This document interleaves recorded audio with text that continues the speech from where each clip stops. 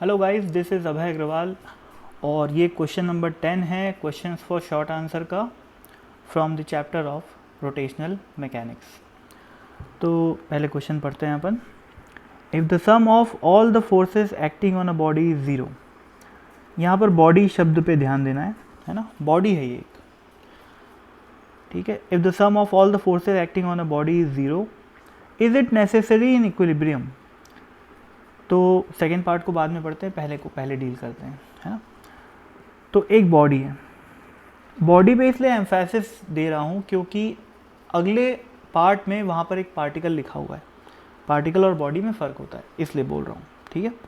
तो बॉडी है और इस पर कई जगह फोर्स लग रहे हैं। जैसे मान लेते हैं यहाँ पर लग रहा है F1, यहाँ पर लग रहा है F2 और बहुत सारे फोर्स है। मैं एग्जाम्पल के लिए 3 फोर्स ले लिया और बोला है इन तीनों का सम 0 है, ठीक है। या 4 ले लेते हैं, F4, ठीक है। अब बोला है कि इन चारों का सम क्या है, 0 है, ठीक है। ये रैंडम डायरेक्शन है, जरूरी नहीं कि x और y कहलाओगे, ठीक है। रैंडम डायरेक्शन में 4 फोर्स हैं और बोला है कि इन चारों फोर्सेस का सम 0 है। इसका मतलब क्या हुआ कि F net on the body is 0। पर क्या ये इक्विलिब्रियम की कंडीशन होती है? नहीं। इक्विलिब्रियम मतलब होता है नेट फोर्स भी 0 होना चाहिए और नेट टॉर्क भी 0 होना चाहिए, ठीक है। तो ये बात बिल्कुल सही है कि अगर नेट फोर्स सभी फोर्सेस का सम अगर 0 है तो एफ नेट 0 हो गया, ट्रांसलेशनल इक्विलिब्रियम आ गया। लेकिन जरूरी नहीं है कि रोटेशनल इक्विलिब्रियम आए, ठीक है। तो कंप्लीट इक्विलिब्रियम नहीं है, सिर्फ ट्रांसलेशनल इक्विलिब्रियम है, ठीक है।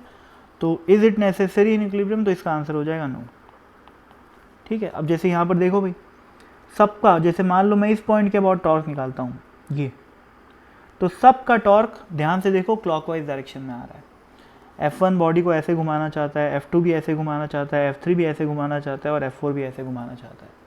तो ये सारे के सारे क्लॉकवाइज घुमाना चाहते हैं बॉडी को। तो ये बॉडी रोटेशनल इक्विलिब्रियम में नहीं रहेगी, ठीक है। अब अगला क्वेश्चन देखते हैं, मतलब अगला part of the question. If the sum of all the forces on a particle is 0, is it necessary in equilibrium. इसको देखते हैं भाई। एक पार्टिकल है अब यहाँ पर, अब इस पर मल्टीपल फोर्सेस लग रहे हैं। मैं 3 बना रहा हूँ एग्जाम्पल के लिए, F1, F2 और F3, और बोला इन तीनों का सम क्या है, 0 है। तो F1 plus F2 plus F3 क्या हो गया, 0 हो गया। तो इतना तो श्योर हो गया कि ट्रांसलेटरी इक्विलिब्रियम तो है। ये चेक करते हैं कि क्या नेट टॉर्क भी 0 है, ठीक है। तो मैं एक रैंडम पॉइंट ले लेता हूँ कहीं पर भी, लेट से यहाँ पर, और यहाँ से लेकर यहाँ तक एक रेडियस वेक्टर बना लेता हूँ ये, ठीक है। और इसको मैं, ये ऐसा है रेडियस वेक्टर, ठीक है। इस वेक्टर को मैं R नाम दे देता हूँ। तो अब मैं नेट टॉर्क कैसे निकालूंगा, ये पॉइंट O है ना। Net torque about point O will be what, R cross F1 plus R cross F2 plus R cross F3। अब देखो भाई ये 0 है क्या, बिल्कुल 0 है। क्यों? क्योंकि R कॉमन आ जाएगा और अंदर क्या बचेगा, ब्रैकेट के अंदर F1 plus F2 plus F3। तो ये क्या हो जाएगा, ये क्या है, 0 है यहाँ से, तो ये ओवरऑल क्या आ गया, 0। तो अगर किसी पार्टिकल पे सभी फोर्सेस लग रहे हैं, कई मल्टीपल फोर्सेस लग रहे हैं और उन सभी फोर्सेस का सम 0 है, तो उस पार्टिकल पे नेट टॉर्क भी क्या होएगा, 0 होएगा, दुनिया के किसी भी पॉइंट O के अबाउट, क्योंकि मैं एक जनरल पॉइंट लिया हूँ यहाँ पर, है ना। और आप नेट टॉर्क कैसे निकाल सकते हो, एक और तरीका है। क्वेश्चन फॉर शॉर्ट आंसर में ही अपन ऊपर में कहीं पर देखे थे इस क्वेश्चन से पहले कि अगर सभी फोर्स एक ही पॉइंट पे लग रहे हो तो नेट टॉर्क निकालने का एक और क्या तरीका होता है, पहले फोर्सेस को जोड़ दो, उसके बाद टॉर्क निकालो। तो टॉर्क क्या हो जाएगा, R cross F1 plus F2 plus F3, यानी कि R into F net, R cross F net, है ना। तो वो तो 0 हो ही जाएगा, ठीक है ना।